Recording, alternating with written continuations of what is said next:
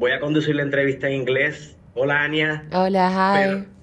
pero no podía dejar de saludarte en español para beneficio de tus No. millones de fanáticos en Puerto Rico. Así que Muchísimas gracias, lo aprecio.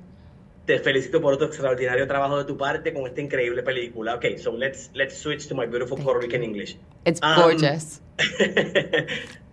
something that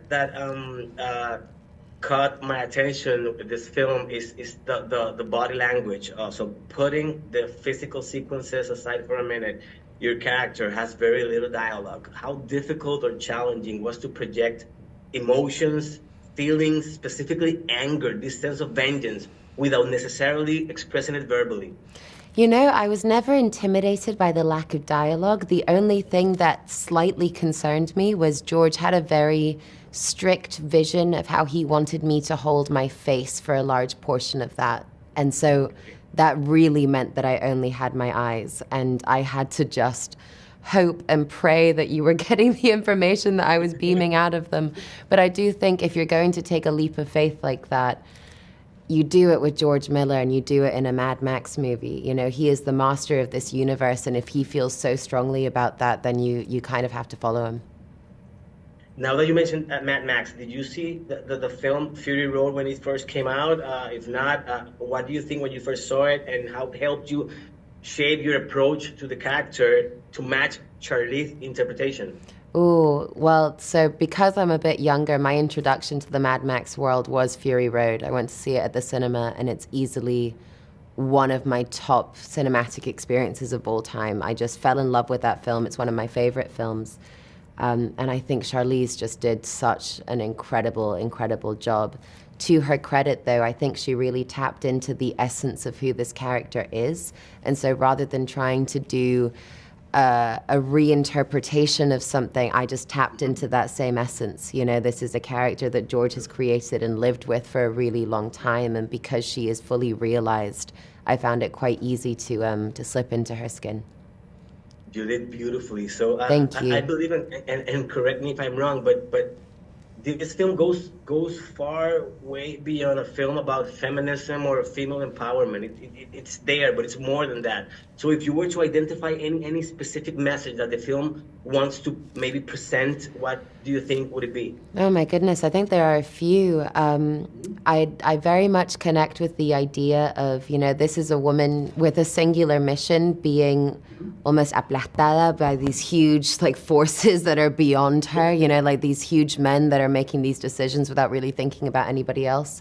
And I think that there's something very beautiful in thinking, okay, well, no matter how many times someone, I can't get that word out of my head now, alguien te aplasta, as long as you Uh-huh. keep standing up again, at some Okay. point you're going to win. So that's one of them. But probably my favorite one is the idea that, without giving any spoilers away, the decisions that we make Exactly. today impact the generations of tomorrow, and the choices that we make today impact the generations of tomorrow. And so it's really up to us to make sure that if we want to end up in a world that's not the wasteland, we start making different choices.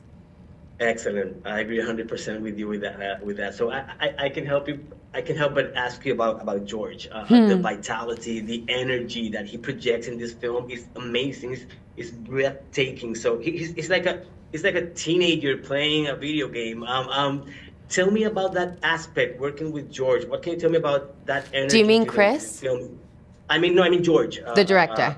the director. Yeah. Ah, okay, okay, okay. Oh my goodness. I mean, it's so wonderful. As somebody that loves art, that loves film, it is so inspiring to be around somebody who's been doing it for as long as he has, and he still has this vigor about him. You know, he's as excited to be on set as you are. And it was actually a really big part of how I wanted to approach this whole thing. I have so much respect for George as a filmmaker, but also as a person, that I really wanted to make sure that he felt loved and supported on this movie. Like is George having a good time was kind of high on my priority list. It's amazing what he did with everything with both films. So now talking about Chris for a minute, although the character of Dementius has an almost charming attitude and personality, he's still a terrifying villain. So what was it like to manage that balance between your character and Chris's to make it work convincingly. Oh, I mean, the first time I saw Chris come out of a makeup test, I looked at him and I was like, "You're awesome. Do this. Like, this is the right move. Follow this." I think we're both just so lucky that our personal relationship doesn't mirror in the slightest the way that Furiosa and Dementis feel for each other. It's far easier to convincingly hate someone and want them dead if you actually really love them, and a much more fun experience. So yeah, I think what's interesting about the two characters is that they're both coming at survival from two such opposite ends. And the tension that exists between them, because they're kind of going like this throughout the movie, is really delicious and fun to relish in. And I know that the two of us very much enjoyed that final confrontation scene. I was very adamant that it had to be a physical one, and I'm just really glad that Chris and George let me go there. Beautiful, gracias, mi tiempo se terminó, te felicito nuevamente y te digo, es una de las mejores películas que he visto este año, así que muchas felicidades. Muchísimas gracias, lo aprecio. Un fuerte abrazo desde Puerto Rico, que estés bien. Igualmente, besos.